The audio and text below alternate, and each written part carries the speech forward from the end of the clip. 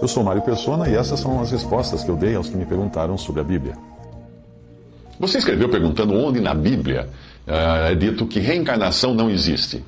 Bem, há muitos anos eu vi um filme de pessoas que viviam no futuro, depois da destruição da civilização por uma guerra nuclear, um filme de ficção, e lá esse grupo encontra uma aldeia onde viviam pessoas dominadas por uma religião rigorosa, baseada num livro. Quando esses que chegam veem, então, o livro sagrado daquela civilização, eles descobrem que aquele livro é um manual de procedimentos que eles tinham encontrado nas ruínas de um zoológico.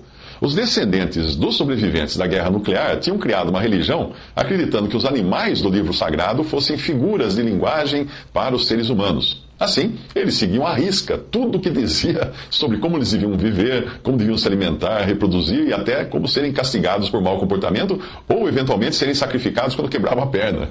A história não é muito diferente quando o assunto é a Bíblia. O Espiritismo lê a Bíblia e os Evangelhos, em particular, como se fosse um conjunto de regras que nós devemos seguir para nos tornarmos pessoas melhores. O fato de os espíritas acreditarem piamente nisso não muda nada. Se você comprar um mapa de Minas Gerais para guiá-lo na sua viagem de férias ao Paraná, por mais que você acredite que aquele mapa serve para ser usado no Paraná, isso não muda o fato de que você está redondamente enganado. A palavra evangelho significa boas novas ou boa notícia. Que boa notícia? Que eu devo seguir uma lista de regras para me tornar uma pessoa melhor e reencarnar N vezes para eliminar meu karma? Isso não é uma boa notícia. Então qual é a boa notícia, afinal? Qual é o assunto da Bíblia? Você encontra, sim, uma lista de regras no Antigo Testamento, a lei dada por Deus, para provar que o homem é incapaz de ser salvo salvo de seus pecados seguindo uma lista de regras. Foi para isso que Deus deu a lei. Para mostrar para o homem a sua incapacidade de seguir a própria lei. Você aprende isso quando lê o apóstolo Paulo explicando para que serviam aquelas regras do Antigo Testamento. Aí o Novo Testamento começa com a tal boa notícia, ou boas novas, ou evangelho.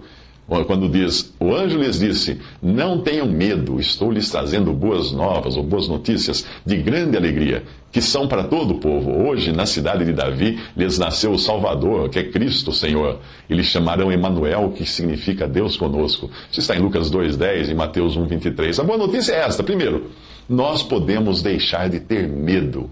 Não temam mais, não tenham medo, diz o anjo. Segundo, a boa notícia é de grande alegria, não é opressiva. Terceiro, nasceu o Salvador, Cristo e Senhor, isto é, um que nos salva dos nossos pecados. E é o mesmo Salvador que foi anunciado pelos profetas para Israel, e é Senhor ou dono absoluto de tudo.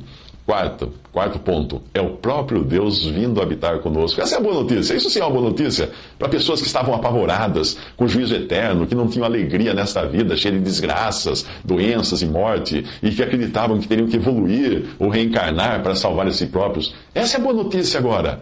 Repetindo, a Bíblia toda não é um manual de como nós devemos viver, mas é uma boa notícia. Algo como um fato estampado na página de um jornal. O famoso livro Sun Tzu, que é um livro de guerra, de estratégias de guerra, manual de estratégias para quem vai à guerra, é um livro de estratégias para quem vai à guerra. Agora, o Evangelho não é um Sun Tzu. O Evangelho é a notícia que o mensageiro traz do campo de batalha dizendo: a guerra foi vencida. A Bíblia, antes de Cristo, é o relato de como os homens caíram na armadilha do pecado e ficaram aprisionados por Satanás, o inimigo das nossas almas. A Bíblia é também o anúncio de que Deus pretendia fazer algo para livrar os seres humanos. A Bíblia, depois de Cristo, é a notícia de Jesus, de que ele resolveu o problema de uma vez para sempre. Ele termina a sua vida dizendo, está consumado, ou seja, está pronto, está resolvido, está acabado. Ao morrer na cruz como substituto do pecador, levando sobre si as culpas que não eram suas, e sendo castigado ali no lugar dos donos daquelas dívidas ou daquelas culpas, Jesus livrou de todos os pecados aqueles que nele creem. Daí ele ser chamado de Salvador. Um salva-vidas é chamado de salva-vidas ou salvador de vidas, porque ele pula na água para tirar do mar o afogado, cujo coração às vezes até parou de bater. Ele não é chamado de salva-vidas porque fica na praia gritando o que o afogado deve fazer para sair de lá. Ei, agora põe um braço na frente do outro, respire fundo, abaixa a cabeça, levanta a cabeça, bata os pés. Não, isso não seria um salva-vidas, isso não seria um salvador. Isso são instruções, mas isso não é a boa nova de salvação que Cristo mostra na sua palavra. Tendo tudo isso em vista, não há como conciliar a Bíblia com o Espiritismo de maneira alguma. Por mais que os espíritas tentem encontrar na Bíblia preceitos morais semelhantes àqueles que foram ensinados por Allan Kardec. Se Deus no Antigo Testamento, deu uma lei cheia de preceitos para provar que o homem era incapaz de segui-los, porque bastava ele cair na cobiça mental e já era culpado de transgredir toda a lei, então não há como ser salvo dos pecados seguindo preceitos para uma vida melhor. Em Gálatas 2,21 diz assim: se a justiça vem pela lei, Cristo morreu inutilmente. Mas se Jesus é chamado de Salvador, de Cordeiro de Deus que tira o pecado do mundo, de um que levou no seu corpo os nossos pecados sobre o madeiro, daquele que é descrito como tendo sido traspassado por nossas transgressões, esmagado por causa das nossas iniquidades, e do qual é dito que o castigo que nos traz a paz estava sobre ele, e pelas suas feridas fomos curados, não faz sentido pensar em reencarnação para salvar-se a si mesmo, por meio de um processo evolutivo e de autoeliminação do karma. Não, Jesus pagou. Quando alguém vem e paga a sua dívida, o que você faz?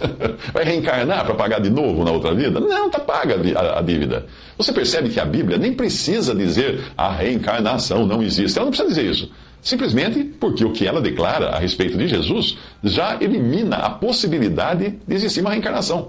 Elimina a utilidade de uma reencarnação. Deixe de ler a Bíblia como um manual de como você deveria viver no dia a dia. Passe a lê-la como quem lê a carta que o mensageiro trouxe do campo de batalha, dizendo: a guerra foi vencida. E aí você verá que não há como tentar conciliar a doutrina da Bíblia com o Espiritismo. Romanos 5,12 diz assim: portanto, da mesma forma como o pecado entrou no mundo por um homem, e pelo pecado a morte, assim também a morte veio a todos os homens, porque todos pecaram.